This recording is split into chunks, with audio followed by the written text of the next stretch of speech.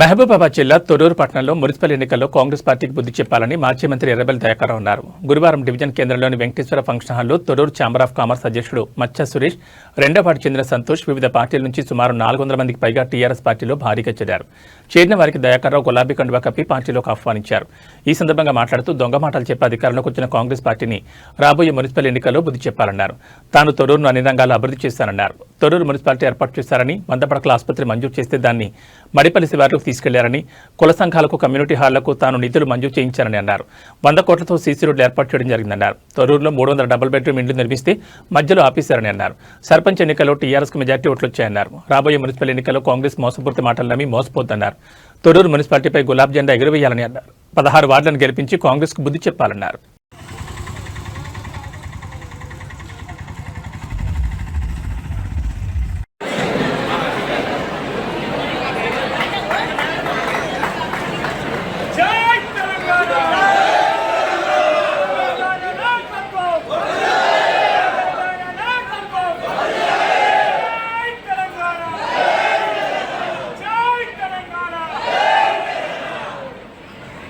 అలాగే రెండో వార్డు నుంచి వస్తున్న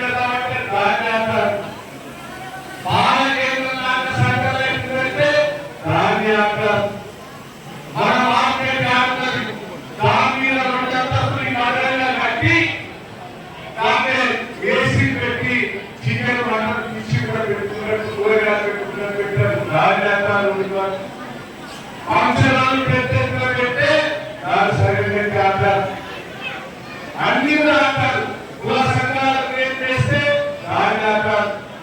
పెద్ద చెరువు దాని మీద చెరువు మీద కట్టే దాని అధికారులు డబల్ ఆపేశారు, కంటేపాలు డబల్ ఆపేశారు. ఏమి ఎమ్మెల్యే కొనుగోలు వచ్చినప్పుడు బాధపడ్డ కాంగ్రెస్ ప్రభుత్వం ఓట్ల పట్టి కూర్చుండే దాని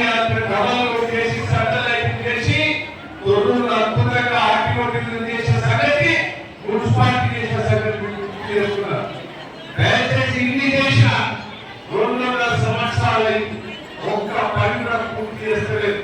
ఒక్క కన్నీటాలే దాదాపు 100 కోట్లు పెట్టి సీసీ రోడ్డు చేసిన అద్భుతంగా దేవుడు కలవని సీసీ రోడ్డు అద్భుతంగా ఉండేది. మన ఊళ్ళో సీసీ రోడ్డు కంటే మంచిగా తొర్రూరు పట్టణంలో చేసిన సంగతి గుర్తు చేస్తున్నారు. ఇంకా ప్రతి వారికి 1 కోటి రూపాయలు